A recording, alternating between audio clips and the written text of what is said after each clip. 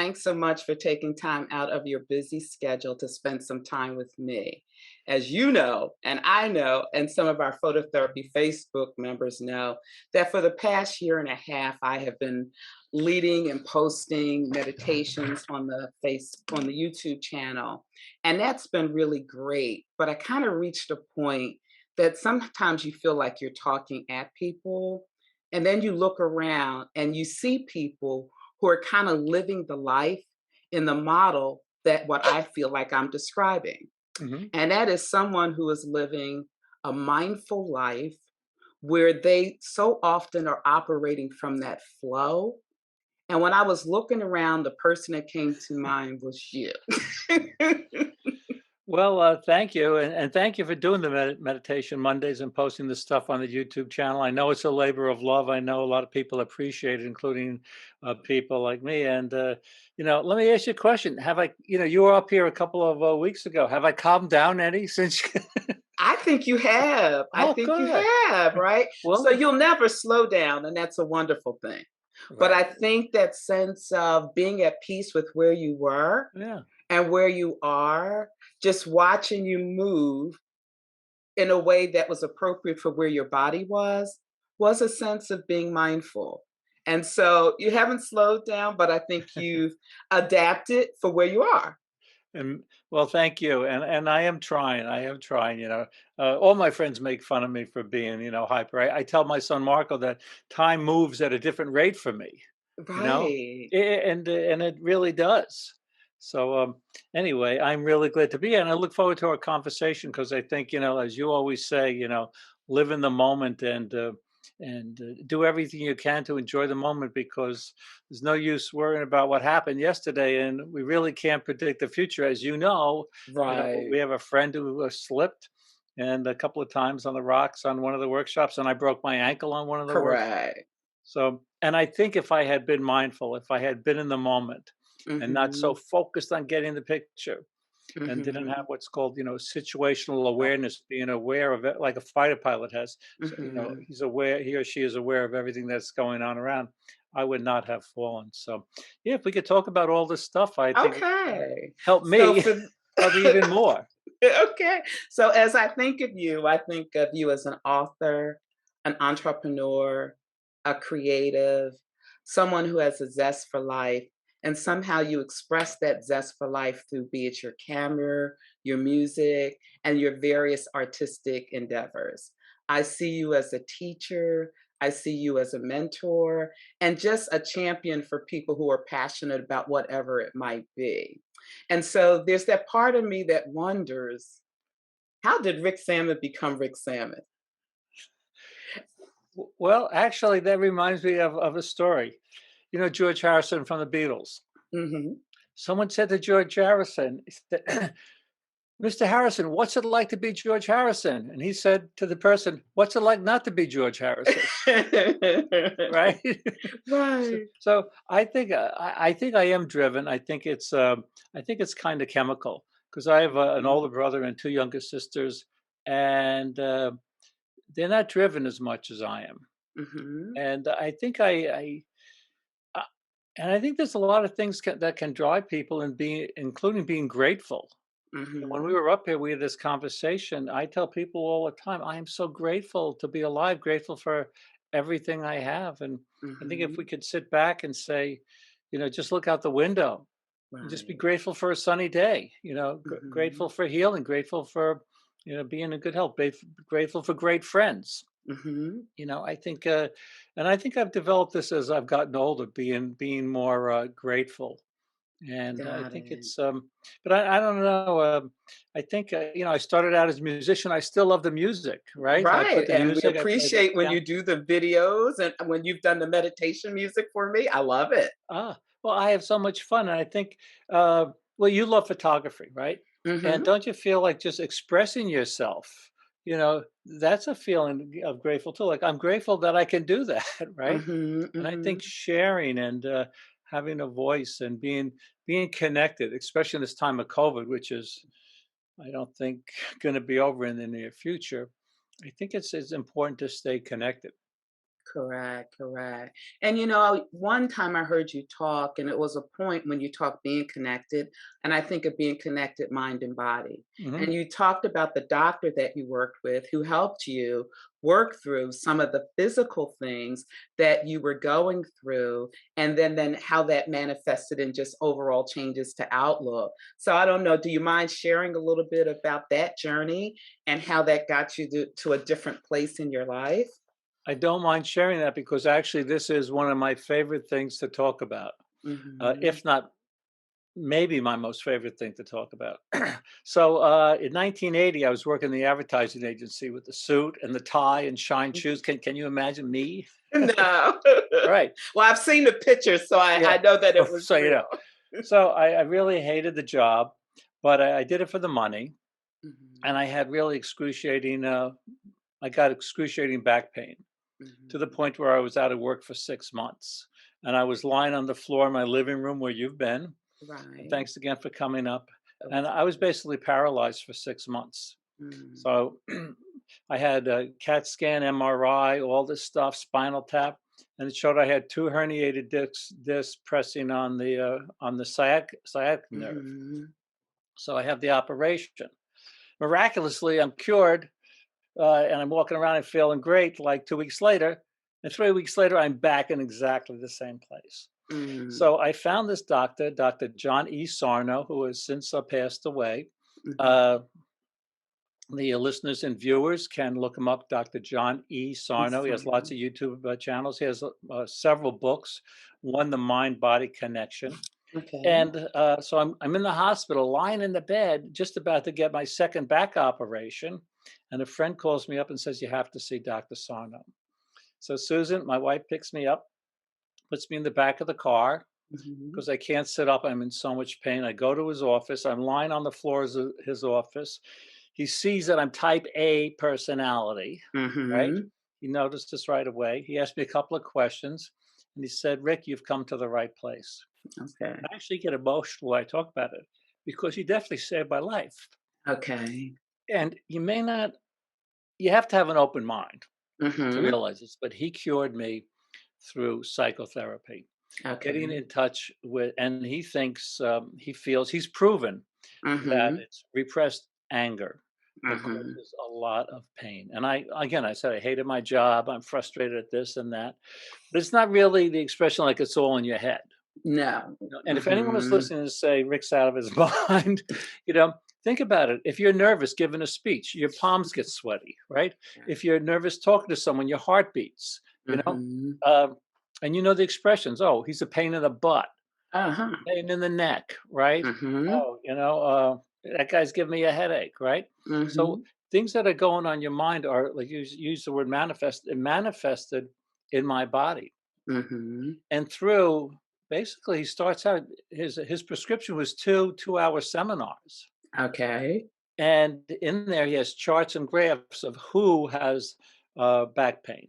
And I Okay. was 30, and it's like it goes up. People in their 30s have it, and then it goes down, and then it goes up. Actually, when you get older too, he has an expression: "Aging is enraging." Right? Okay. Well, and because you get older. Yeah. But anyway, I know it sounds far out, and you really have to believe. But I've sent now probably I lost count after 82 Mhm. people, and they've all been totally cured because they realized you have to accept that you could have two herniated discs and scar tissue like I have in arthritis, and you see how active Mhm. I am. Correct. So I think eh, there's definitely that connection Yeah. between the mind and actually there's a great book by Ken Dykewald. I don't know if you Mhm. read it called the Body Mind Mhm. Body Mind, and I think that's the author. And he anyway through this whole process, I read so many books by Sigmund Freud and all these Mhm. psychology books, and I really tried to get in touch with myself. And I would say since that, which was the mid '80s, actually after my mother died in the late '90s, and my pain Mhm. came back. Okay, and so that's a natural correlation, right? So I called them Stress. up, stress Mhm. and anger, and and maybe Mhm. frustration and whatever. So and being scared. But I Mhm. think it's just so amazing that a lot of people don't realize Mhm. how our mind and our subconscious mind, as I'm sure you know, Mhm. drives what we do. So And true, so true. yeah. So thank you for sharing that. And that, when you shared that a while back, I just found that to be so profound. And so much about meditation is about the Mhm. mind body connection. They are not separate and distinct, it is one. It is the mind body. So our thoughts create chemical reactions, physiological reactions, all as we're thinking it throughout the course of the day. And that's fine when there's a crisis and it's short lived. But if Mhm. I'm in that chronic state of stress or Mhm. anger or frustration, then it shows up in different ways in our bodies. So thank you for sharing that.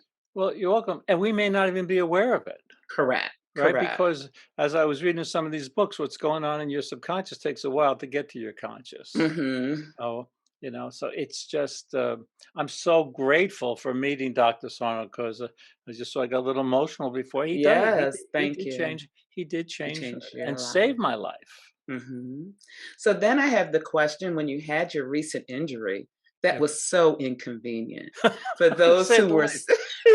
right. And for those of us who were on the workshop waiting for you, selfishly we were sad, but more importantly, it was about you. So how did that mindset and those principles help you as you then wrestled with this injury and your recovery? Well, to be honest, in the beginning, I was really mad at myself. It was my Hmm. fault. I slipped, I broke my ankle in Mount Rainier the day before our workshop. I slipped on a 10% grade in the mud. I didn't have Hmm. the right shoes on, and I was so mad at myself. And once I got over being mad at myself, which Susan Salmon told me, don't be mad at yourself. Everybody, Right. don't be mad at yourself. Then I just I said to myself, I'm going to come out of this better than I went in. Hmm. And I lost 10 pounds. I exercised 2 hours a day at 8 a.m., 11 a.m., 2 p.m., and 4 p.m. in bed, exercising everything that wasn't broken. So when I could get out of bed and put weight on my ankle, I was able to, I was strong. And I went to Hmm. physical therapy. But I think that attitude of saying, I'm going to come out of this better than when I Hmm. went in, because, I honestly do get a lot of emails saying you're an inspiration. Right. You At are. at my age, and I tell people I'd rather be remembered as someone who inspired people than like a good photographer. Hmm. What's important, right? You know. So true. So true. Got it. So, also, while you were recovering, it seemed like your level of creativity was just unbridled. So, did that help you channel, help me understand, like the musical compositions, the work you were doing? I think you even might have still wrote a book while you were lying in bed or sleeping or whatever. Yeah, I So, wrote talk two. about that creative process as you were recovering. Well, I like to be busy, and I did say something like before that I think it's chemical that I am driven. So, and if Hmm. I have an idea, I act on it. And some of my ideas Hmm. aren't good and it doesn't happen, but I had the idea for this book, How to Make Yes, Money When You're I Sleeping, love it. and I wrote that basically Hmm. on my back in bed, and Hmm. I finished not Photo Quest. I finished Photo Pursuit. Hmm. I launched an app, and I just said, I'm not going to let this slow me down. I Right, don't want to right. be, and I was in a wheelchair, Yes, you yes. know, and on a walker, Mhm. and I needed a distraction too, so I think that was a distraction. How they Mhm. say like pain's worse at night. Right. Any Mhm. kind of pain. So worse at night because you're not thinking about anything else but the pain. So I think maybe subconsciously, and never thought about it until you asked me. Maybe subconsciously, I was creating these projects so I wouldn't be, feel so sorry for myself. Mhm. Mhm. Well, we're appreciative of the fact that you channeled it to continue to create new and different things. So with that, how do you keep yourself like in this state on a daily basis? Because you're a person that you said you're driven chemically, you Mhm. like to do, but you seem to go into a place of what I would call the flow. That once you get in there, you become consumed and you can very quickly do what you need to do, almost like you lose track of space and time. So, do you have a practice that you use that helps you get to that state? I would say exercising. Okay. Like, people say, "Rick, how do you write 43 books?" I s Actually, it's exercising and napping. I'll put those together. Okay. And, they say, "How do you write 43 books?" I say, "Well, I go for 2 walks a day," and that was Mhm. before my broken ankle. Now I go for, like, 2 bicycle rides a day. I'm getting Mhm. back to walking, and I take a nap every day.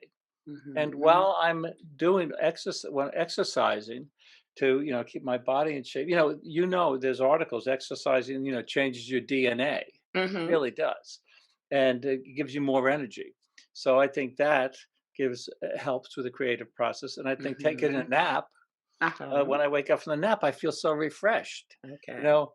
And in the morning, I can't wait. I jump out of bed. I told my Okay. son Marco the other day. I said, Marco, I had an idea at 3:30 in the morning, and I said I almost jumped out of bed. Then I realized the person didn't want to get an email from me. Right. They're not going to read for 6 hours Right. or 6.5 hours or 8.5 hours, whatever. But I think you talk about balance a lot. Mhm. And I think the exercising is so very important in Mhm. maintaining a balanced life. And I think eating right too. When I worked in the Mhm. advertising agency, we would go out to these giant lunches, and Mhm. have wine or whatever. You could hardly move afterward. Right. Now Susan makes a salad for me at lunch. And it took me 2 years to actually get into the salads. But Uh-huh. I think watching I think maybe did you talk about it? It's like what you put in your body, what you put in Mhm. your body, not only what you put in your mouth, but what you Mhm. put in your brain. So you just have to put all positive stuff. And I know all this is easy to say, you Mhm. know. People think, oh, if I'm gonna go for a bike ride and take a nap and eat a salad for lunch, I'm gonna be able to, do all this stuff. I don't know if that's true, but I think it could help. Right. And I think it's for everyone to find those 2 or 3 things that can make a difference that work for them. But when you talk about exercise, sleep is the superpower. And Mhm. more research is coming out about the restorative nature and how sleep restores and activates the brain and heals the body. So it's so essential. And some people say, oh, I'll sleep when I die. Well, if you want to live a little longer, make sleep and healthy sleep and good sleep practices a part of your life today. So the napping definitely plays into that. Well, I think, Paul McCartney wrote Let It Be. I think he said he wrote Let It Be in his sleep. He woke up, he sat down at the piano, and he tells him, Mm, I wrote that in my sleep. So there mhm. again, that's your subconscious, It is. It at work. is. So it's very interesting how all this stuff is connected. Your Mhm. consciousness, your unconsciousness. You Yes. know. And to your point, often, when we're talking about meditation, it's like stop thinking of your problem and go meditate. Mm. You don't meditate on your problem, but you could be surprised when you come out of the meditation, the answers are so obvious. So at that point, you're quieted the mind enough that that wisdom voice or subconscious voice is able to talk to you and again help you solve problems that your conscious mind could not solve, but the answers are there. So I love the way you frame that. Ernest Hemingway had a great expression. We're talking about doing things, right? Mhm. Being creative, whatever. He had a great expression, uh, and I have it in one of my books. It goes, "Never mistake motion for action." Mm, And I love mhm. that. So when I'm sitting here, or lying in the house writing my books on my back, I imagine like another me, Oh, watching us, wow. and Mhm. I say, am I spinning my wheels? Am I, Mhm. am I mistaking motion for action? And I think a lot of people mistake, maybe not a lot of people, some people mistake motion for action. Hey, I'm on Mhm. social media. I'm doing this. I'm doing this, Right. and they're not getting anywhere. Right, So right. having that like someone on your shoulder, I love that. I or love that behind you, imagery. like a guardian angel or or Mhm. someone over, watching over you Mhm. is It's important. beautiful. That's powerful. And it's about reflection. And so many times we're in action that we don't take the time to reflect and to ask our self questions such as, am I doing the most important thing?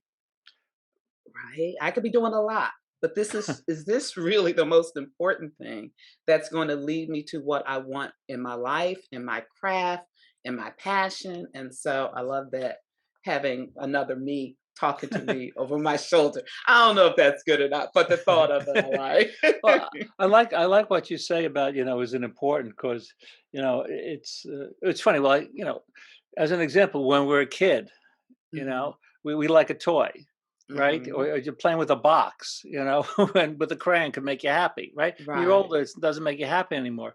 So what makes you happy at one point in your life is not going to make you happy in another. And it could be like what makes you happy today, what you think is super important today.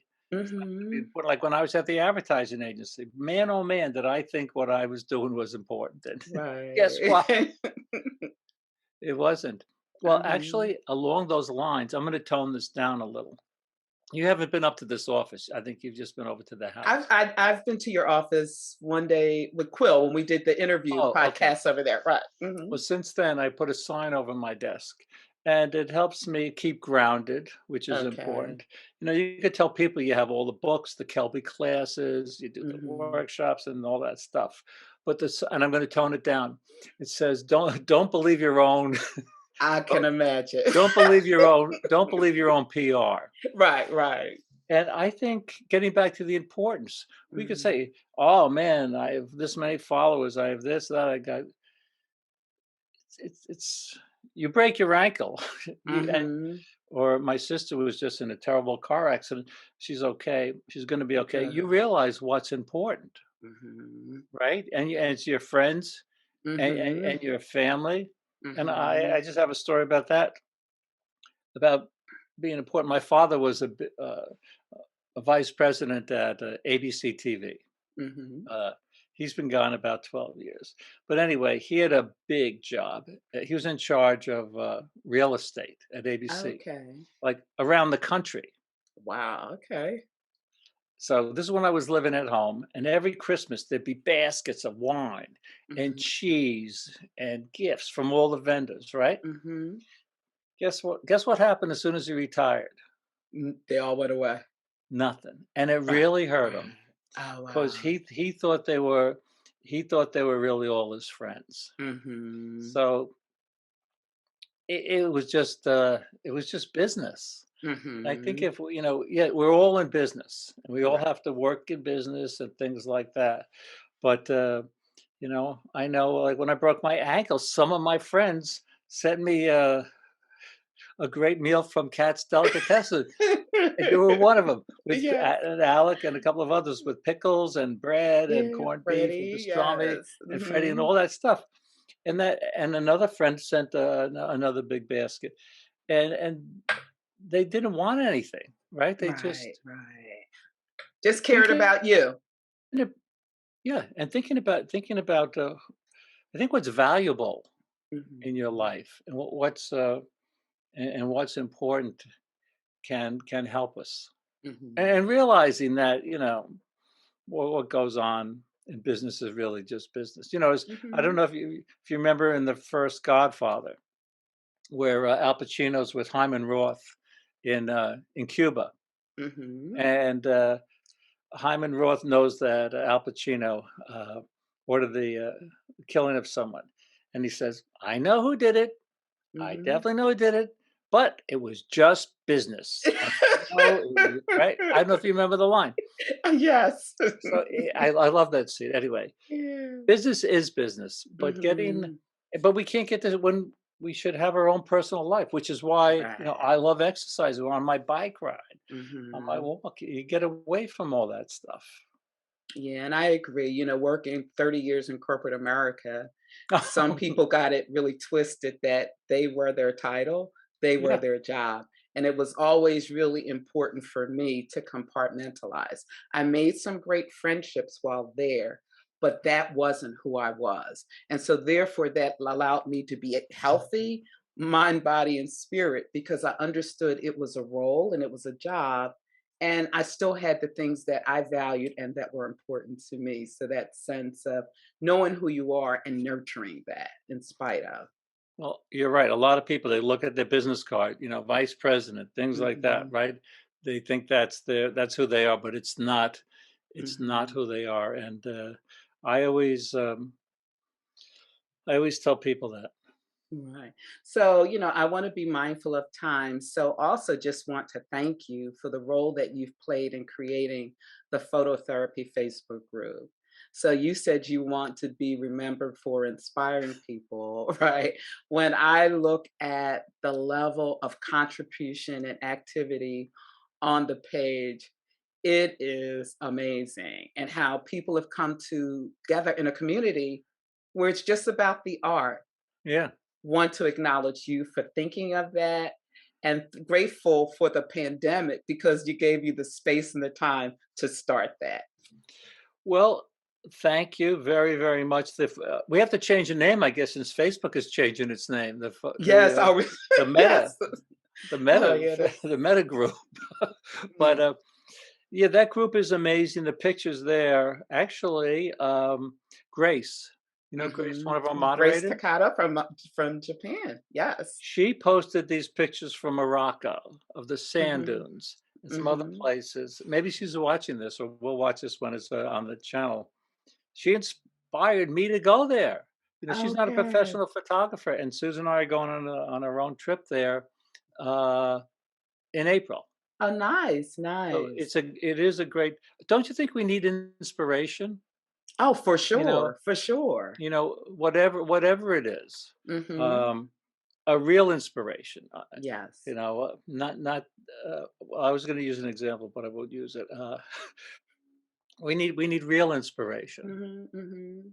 Because there's those days when, like, for someone like me, that I don't feel up to it, and then I'll see an idea and say, "Gosh, I think I could do that," or "I'd like to try that." And on our recent trip to Acadia, Pam DeCamp was there, and she was sharing techniques that she had learned, being inspired by different photographers on the phototherapy page. And I was like, "Oh my gosh, I would have never thought of that." So it's like this, germination of ideas and learning that's so unintentional but spontaneous. So it's beautiful. And so, as we come to a close, I think there's a superhero in this thread that has come up several times. And I think her name is Susan Salmon. I think she's lifted you up a couple of times. And then being there as that grounding force for you. So I just also wanted to acknowledge Susan for her contribution to our community, also. Well, thank you so much. We've been married for 46 years, Wow. and we never had a fight. Well, that's the only thing I said during the interview that's not true. But yeah, she's the most positive person on the planet. But I also think that might be, a chemical. Hmm. I'm not sure. Well, all her family's pretty positive, but she, as you know, Yeah. she finds the good in everybody. She does. But, just getting back, if we thank you for that, but if we get back to what Hmm. you said about Arcadia, you said something to the effect of, I'll try. I think I can do that. Right. Hmm. Henry Ford had a great. I'm big on quotes, as you know. He had a great quote. He said, "Whether you think you can or think you can't, You you're right." right. You're right. Correct. Right? And, one of my favorite all-time books, as you know, is Real Magic by Dr. Wayne Dyer. Why? Uh-huh. And he says that we can create magic in our lives by believing in ourselves Hmm. and by having that situational awareness. Hmm.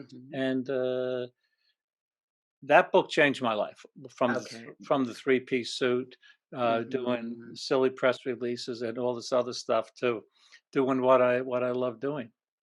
And his Manifest Your Destiny was my life Yeah. altering book.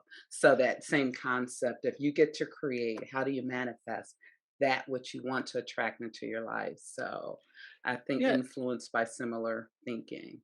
Well, would you agree that some people don't realize the effect they have on other people? mostly a negative effect. Like either Mhm. just as an example, they're just constantly talking and they'll talk about themselves, they'll talk about the kids, they'll talk about this and this and that. I got a new car, I got a new right. Mhm. Uh, I think having that awareness of that we Mhm. all have uh, an effect on other people. Like when I'm around you, when you came up here, I just remember we just sat around the table. I think we laughed like the whole time. I forget what it was about, Right. right?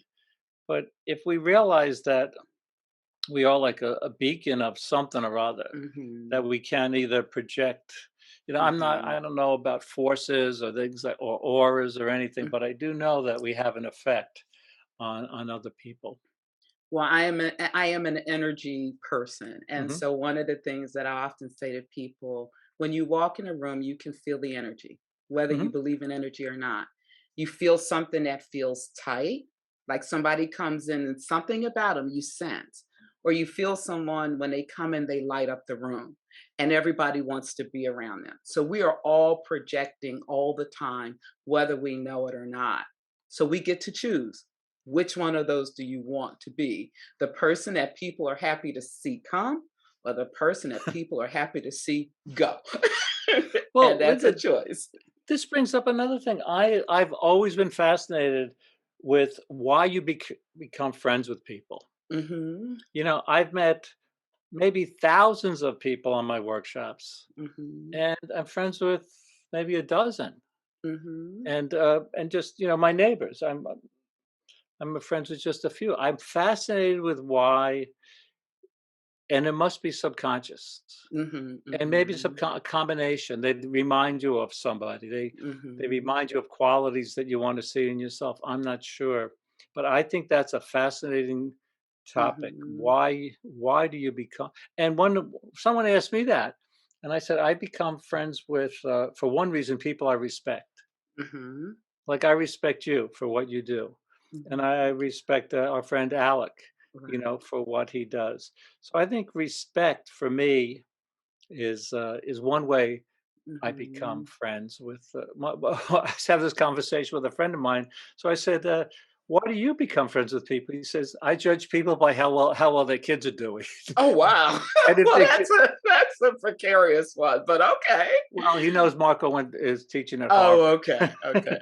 so but don't you find it interesting? Like you meet lots of Yeah. people, right? I do, and then there are those people who I find you connect with, and I kind of wonder, well, what was it that they liked about, Yeah, why me, right? Because I right, feel like I really admire them, but somehow there right. was something in me. And then there are other people, there's just no connection. So I am grateful for the ones where it happens, Yeah, and say the others, sometimes it's just not meant to be. But yeah, I think it's chemistry, I think it's energy, and I think it's where you're vibrating. What are you giving off? And you attract people who yeah. are kind of at that.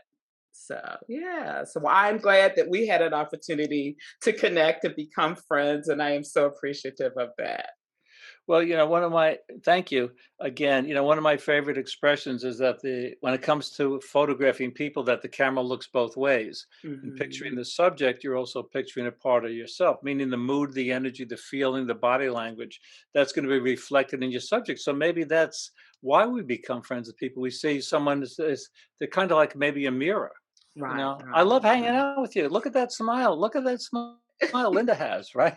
Well, look at her body language. I meet people, they're like this. Hey, Rick, how you doing? Right. It's such a pleasure to meet meet you.